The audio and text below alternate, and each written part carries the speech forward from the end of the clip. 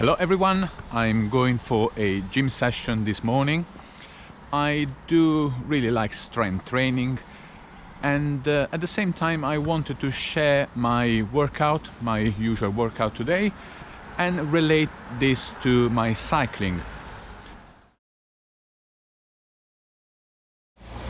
I really believe that my previous strength training experience has really helped with my cycling.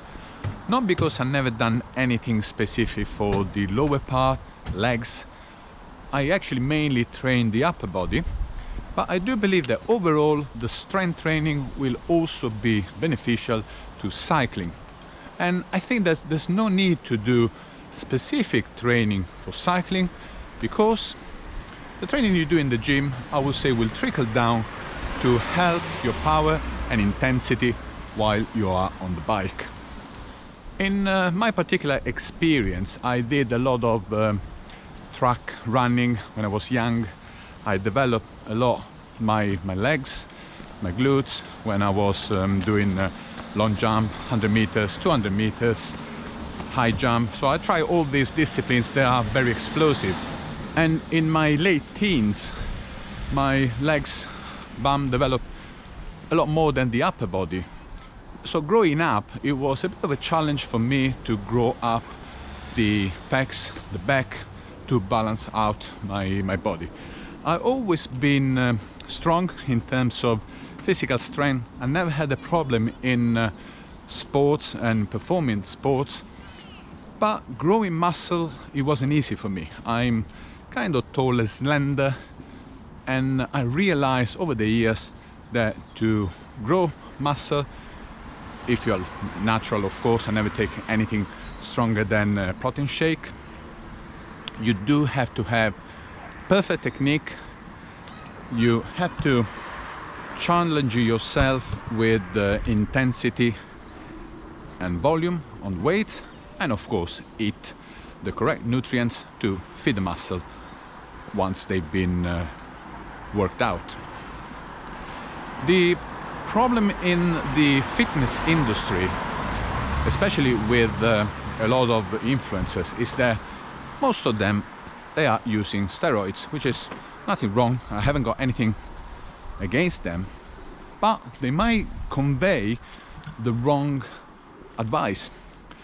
They will grow whatever they do, even if they do the wrong exercise or the wrong technique, because of course of the help of the steroids, they will have results that are beyond what is naturally achievable.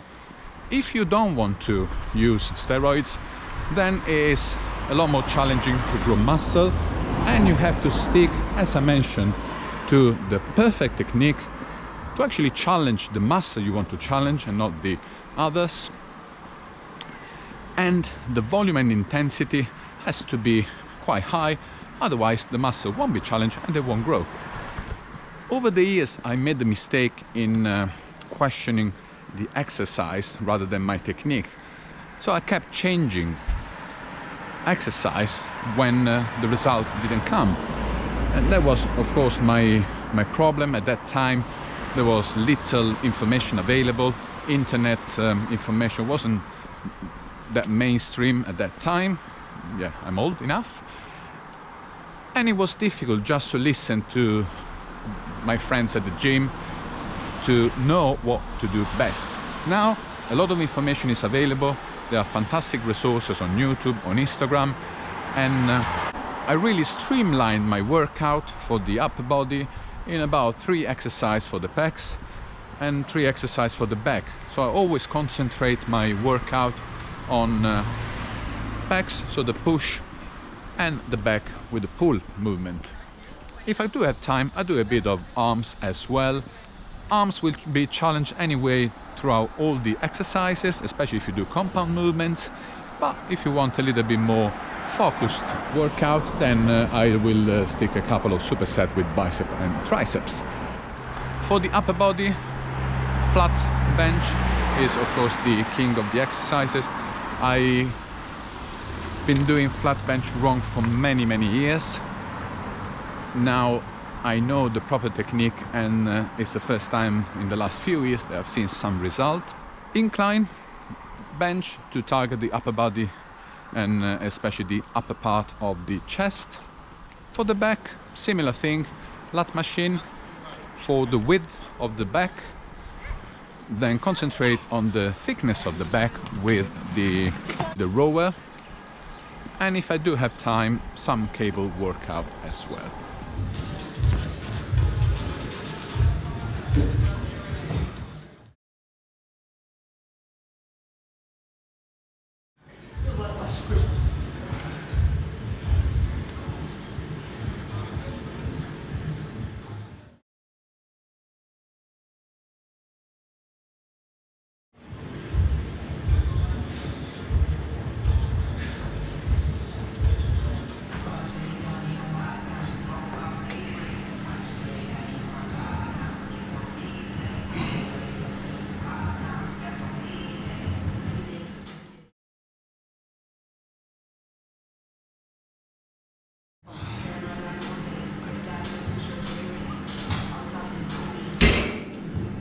But when they're picking food, they go for a drink afterwards.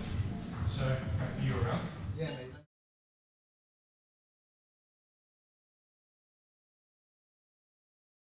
Same time, I don't want it going up that way.